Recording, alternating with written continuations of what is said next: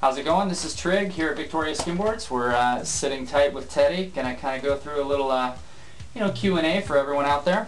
I'm gonna start off with some basic, easy questions for you. First off, what's your name? Where are you from? How old are you? All that kind of stuff. Well, my name is Theodore Vlasis. I'm 17 years old. Born in San Clemente.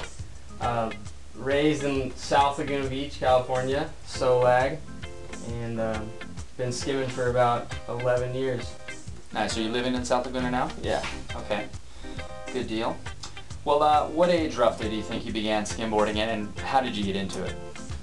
My father got me into the sport. First skimboard was given to me by Ron Pringle, and he hooked me up with a Victoria. It was a fiberglass. I didn't start on a woody. I actually started on a sponge board and learned how to do that, and then went onto a fiberglass and just moved up ever since then. Always Victorias, and started off, and now I'm still on them. What are you riding right now? I mean, what model, what size, what have you? Right now, I'm riding a extra large, I think it's a polycarbon or something good like that, but it's an extra large, and it is about 56 3/4 inch. So you said extra large there. Now, I mean, I'm a bigger guy, and extra large works for me. You're nowhere near as big as I am as far as weight and everything, so why are you on an extra large and not something smaller?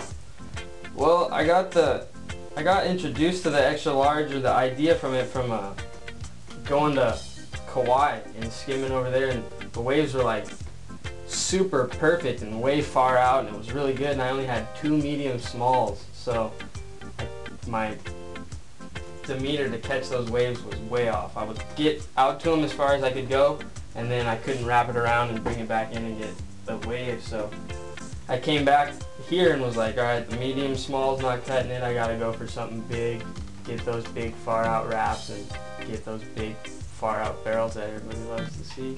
Okay. That's what.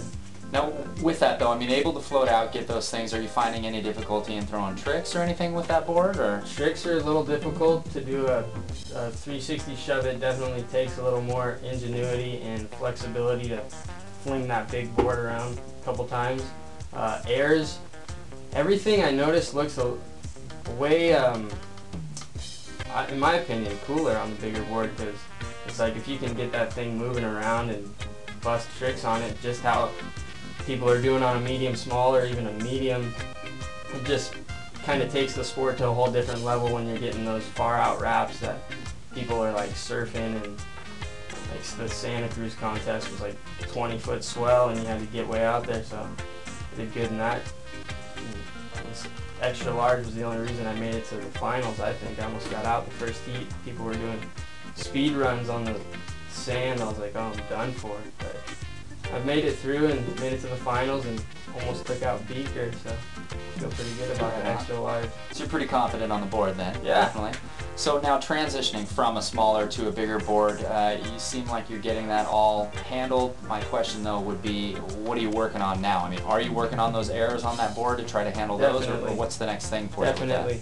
I've definitely been working more on my technical tricks as far as big spins and 3 shoves and pop shove-its. I've been doing a lot of switch stance and getting that involved in my skimming and incorporating that into how I skim, my style.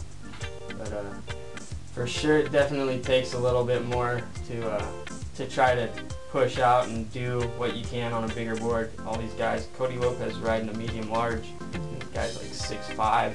I'm riding a like extra large, which is 2 sizes up above that, so it's kind of like, you definitely got to work with it and figure out how to do it and what's comfortable for you. And for some people it doesn't work. A lot of people say that it's slower, the bigger board, to go out there and do what you can on it. So, but for me, I figured out a way to harness my energy and get into it and plane out as far as I can go and do the best I can, get those bigger waves that most people aren't even thinking about getting. So that's where I'm kind of thinking outside the box, trying to get those what is not really possible. Your stance, what's your stance on the board? I'm regular foot. Now, are you regular in skate and snowboard and all that other stuff too? Yeah, no Bill Bryan, but But I have been trying a lot of switch stance. I love catching the sider goofy, or like going regular and turning some goofy or fakey, or jumping doing a sex change and cruising on the sider all goofy and getting little barrels. Because you always want to be front side on the sider. Backside you're pulling into a fat wedge. It's kind of hope that lip's not taking your head off on the way down. So if you can hug the wave and really get in the pocket, that's the way to go. Not a lot of frontside siders for us regular folks. We're always trying to find the Crest Street and Treasure Island when we can, but when it's working. When it's working.